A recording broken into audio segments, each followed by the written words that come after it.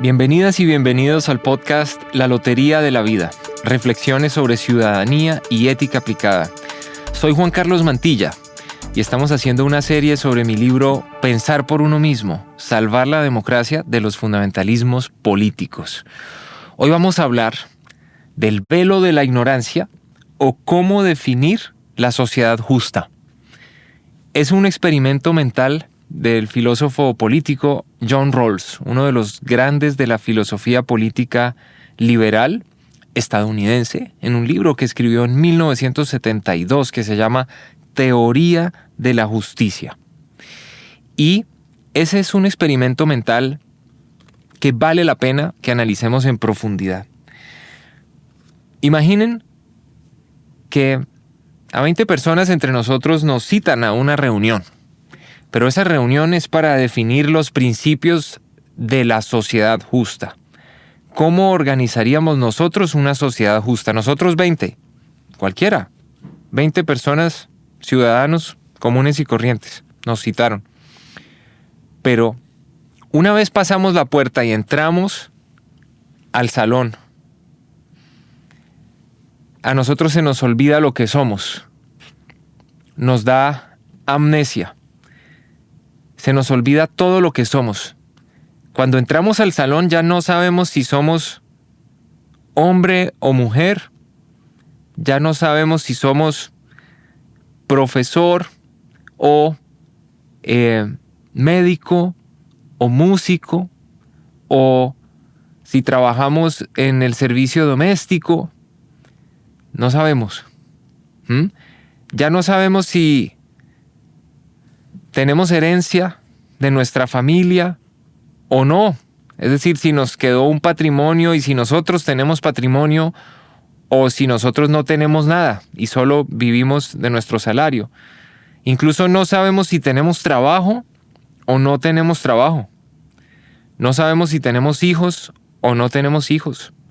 No sabemos si somos casados o somos solteros. No sabemos si somos heterosexuales o LGBTIQ+.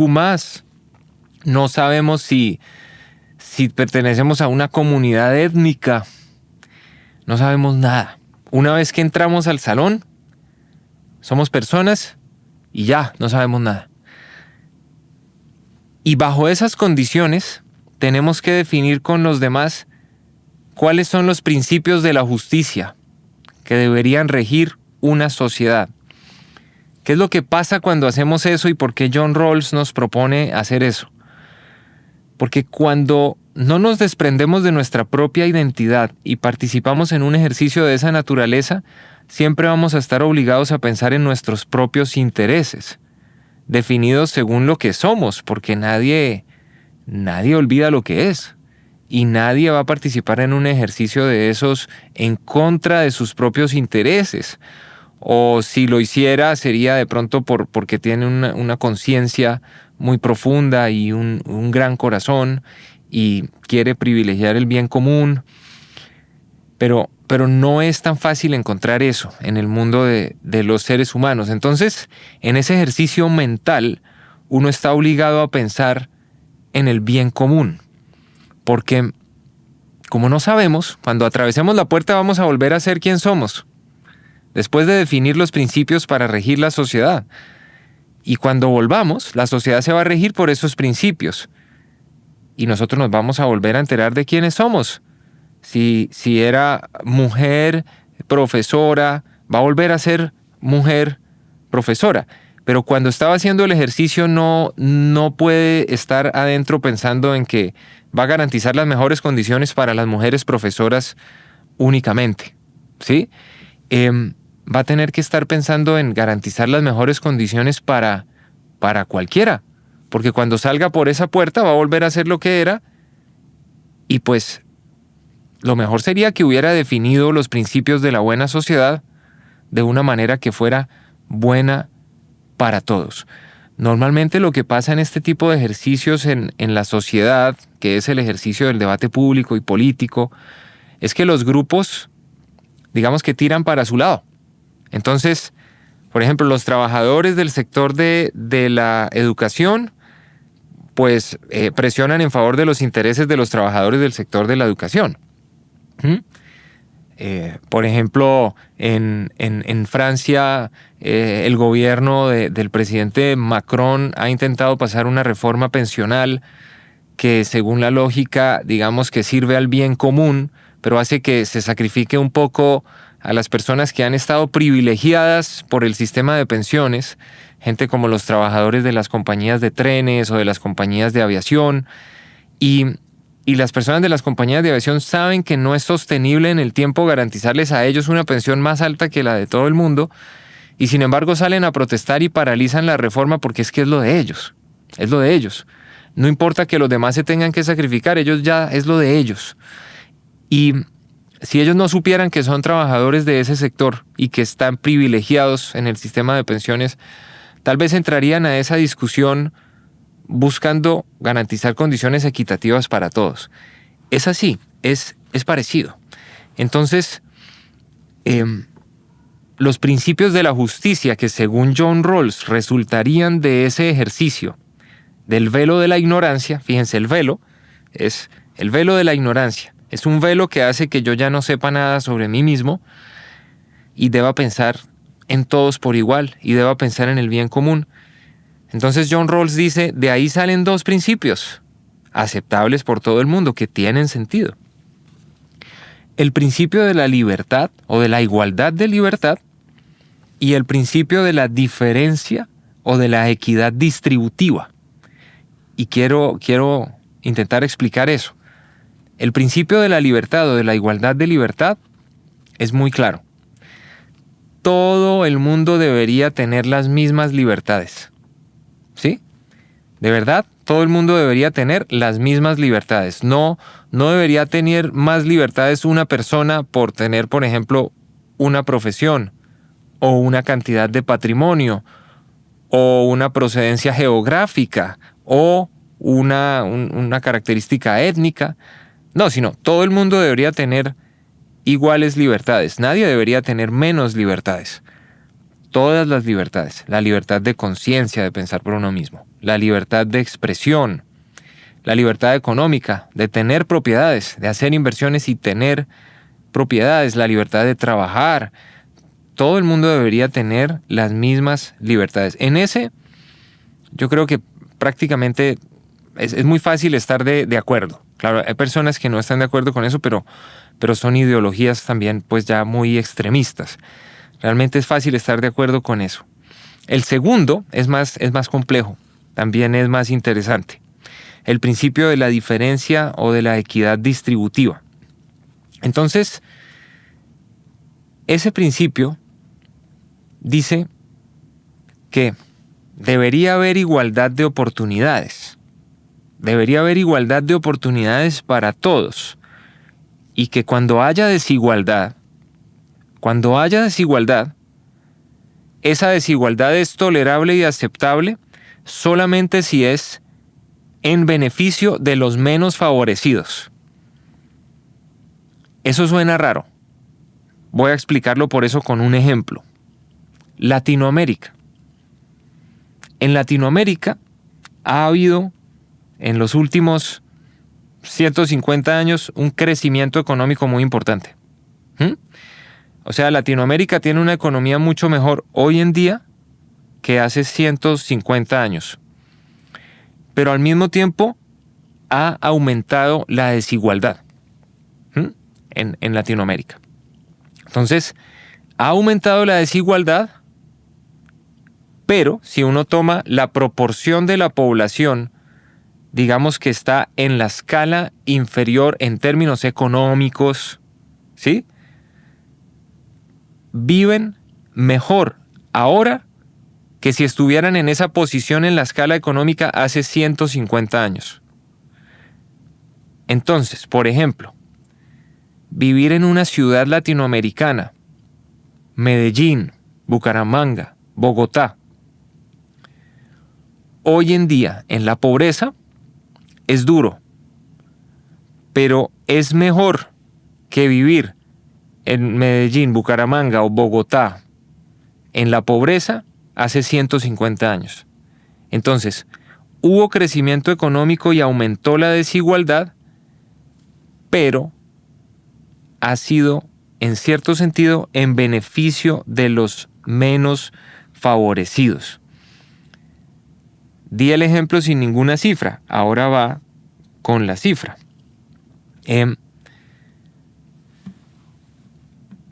Hace 150 años las estimaciones de los estudios económicos dicen que más del 90% de la población de Latinoamérica vivía en pobreza multidimensional. Y hoy en día se estima en 3% pobreza multidimensional o 27% pobreza monetaria. Tomemos el indicador más alto, 27%, pobreza monetaria. Pobreza monetaria es el dinero, literalmente, no tener el dinero suficiente. Es 27% de la población de Latinoamérica que vive en pobreza monetaria, y en términos de condiciones de vida, hace 150 años eran 90%. Y también en términos de condiciones de vida, incluso estando en la pobreza monetaria, por ejemplo, se podría llegar a tener acceso mediano y no necesariamente el mejor al transporte público, a los servicios de salud, a la educación, por ejemplo, a la educación pública que se le garantiza a todos los niños. Y eso hace 150 años no era posible. Entonces ese ejemplo nos muestra lo que significaría un momento en el que la desigualdad aumenta, pero podría ser en beneficio de los menos favorecidos. Porque igualdad de oportunidades de verdad no se ha logrado garantizar. Si se garantiza la igualdad de oportunidades, esto sería muy, muy diferente. Entonces esos principios de la justicia son los que definirían las personas bajo el efecto del velo de la ignorancia, según John Rawls.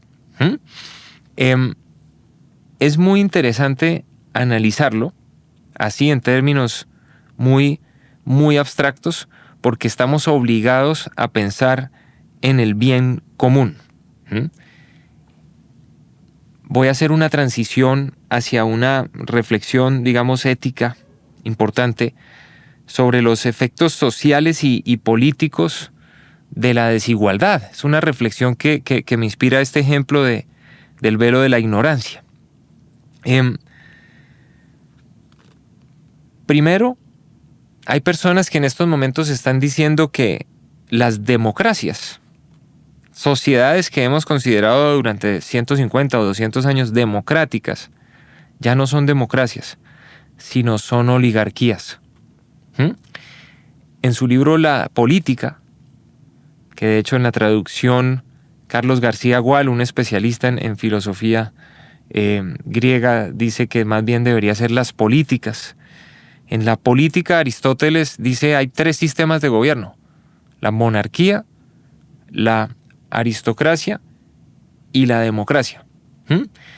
Y los 3 pueden ser buenos, dice él, otros no. Pero también los 3 pueden ser malos, y depende de la ética. Porque si el monarca gobierna pensando en el bien común, puede ser bueno, pero si gobierna pensando solo en el bien individual, es una tiranía. No es monarquía, sino es tiranía. Y de ahí viene el término que utilizamos corrientemente, tiranía. La aristocracia, si es una clase de personas muy bien preparadas y muy bien intencionadas, ahora yo no creo en eso, pero digo, eso era lo que él decía, podría ser un buen gobierno si gobiernan pensando en el bien común. Pero si no, si gobiernan solo para sí mismos, para esa élite, entonces es una oligarquía. Y bueno, y sobre la democracia también, si se degenera en guerra civil, pues es la oclocracia o la anarquía. Pero detengamos en lo de la oligarquía, que es la forma degenerada de la aristocracia. Entonces dice Aristóteles, esa es una forma perversa de gobierno, la oligarquía. Es una pequeña élite gobernando solo en beneficio de sí misma. Y Y fíjense que a veces parece en estos momentos que estuviéramos viviendo en una sociedad oligárquica, en una sociedad donde solo muy pocas personas tienen el poder político, el poder económico, definen hacia dónde va la sociedad, por ejemplo, y ese es uno de los efectos perversos. Podemos estar viviendo una época en que nos llamamos democracias, pero ¿realmente somos oligarquías? Y en otro sentido, Martha Nussbaum, filósofa política, también liberal, muy importante, Martha Nussbaum dice que uno de los elementos fundamentales de la vida digna, ella la llama la capacidad de afiliación. Y la capacidad de afiliación es la posibilidad de tener lazos sociales, relaciones sociales en términos de igualdad, que sean constructivas, que lo consideren a uno como un miembro de la sociedad, que haya un trato horizontal, que se considere que hay igualdad de estatus entre las personas. Esa capacidad de afiliación que viene del griego filia o filía, amistad o amor, es un lazo social y es el lazo social que realmente sostiene la estabilidad, sostiene la paz, el que nosotros podemos ver a los otros ciudadanos como seres iguales en términos de estatus, es decir, que valen lo mismo. Iguales no significa que vivan igual, ni siquiera que tengan las mismas propiedades, ni que tengan los mismos gustos, no, pero sí igualdad de estatus, que se consideren personas así como a uno lo consideran personas, y la desigualdad excesiva pues rompe de hecho la igualdad de estatus. Digamos que poniendo a personas en situaciones de precariedad que por ejemplo podrían considerar venderse a sí mismas, vender un órgano, por ejemplo. El mercado de los órganos, el mercado ilegal de órganos es un mercado muy importante en el mundo, y yo les recomiendo un corto que después se los voy a mostrar cuando salga, de una gran artista, Catalina Ferreira Martín, que es mi esposa, y es un corto que se llama Corazón de Cartón, y cuando sea publicado se los voy a mostrar, donde muestra cómo la desigualdad extrema lleva a unas personas a una situación de indignidad tal que hace que vendan sus órganos por cualquier cantidad muy poca de dinero, y luego que eso se utilice, claro, es una realidad distópica en el mercado del lujo. En estos momentos pues no necesariamente es en el mercado del lujo, pero sí eso está sucediendo, y eso también es un razonamiento metafórico, es decir, no necesariamente tiene que vender un órgano, pero puede vender todo el tiempo de su vida por nada o por casi nada.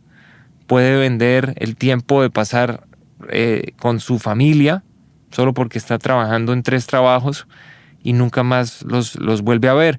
Y esas son condiciones de vida duras, y por eso John Rawls invita a hacer este experimento mental. ¿Cómo definir qué es justo y qué no es justo en una sociedad? Ya en 1972, la sociedad estadounidense donde estaba John Rawls mostraba signos de lo que hemos venido explicando en estos episodios, de que el capitalismo no ha logrado generar la justicia social, y por eso esa es la pregunta por la justicia social. ¿Cómo definir una sociedad justa? Y también muchas veces a John Rawls se lo utiliza teóricamente para justificar las desigualdades que surgen en una sociedad libre y capitalista. Porque muchas veces hemos escuchado el argumento siguiente: la desigualdad es aceptable porque pues todos tenemos igualdad de oportunidades y libertades y tomamos decisiones, y lo que resulta de eso pues cada uno se gana lo que merece y lo que necesita. Pero a veces resulta una realidad tan supremamente desequilibrada que invita a hacer este tipo de preguntas, y si bien es una pregunta filosófica y abstracta, y el experimento mental por naturaleza es, entre comillas, un experimento mental, O sea, no hay manera de hacer que el debate público ciudadano, que lo que sucede en el Congreso, en los parlamentos, realmente sea mediado por el velo de la ignorancia, ¿no? Siempre va a haber defensa de los intereses propios y particulares.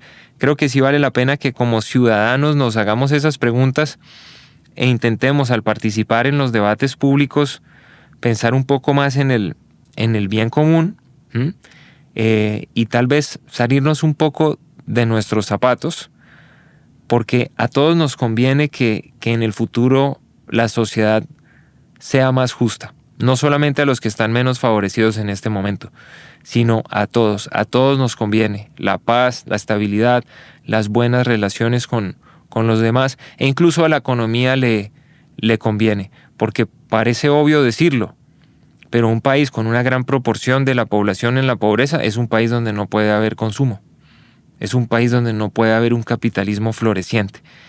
Bueno, esa era la reflexión de hoy. Y quiero despedirme diciéndoles que si les está gustando el podcast, se suscriban en las plataformas en que lo escuchan y también nos dejen sus comentarios, porque estamos haciendo una recopilación de los comentarios que es muy interesante, tomando apuntes sobre lo que las personas han venido comentando, y vamos a preparar algunos episodios precisamente en diálogo con esos comentarios.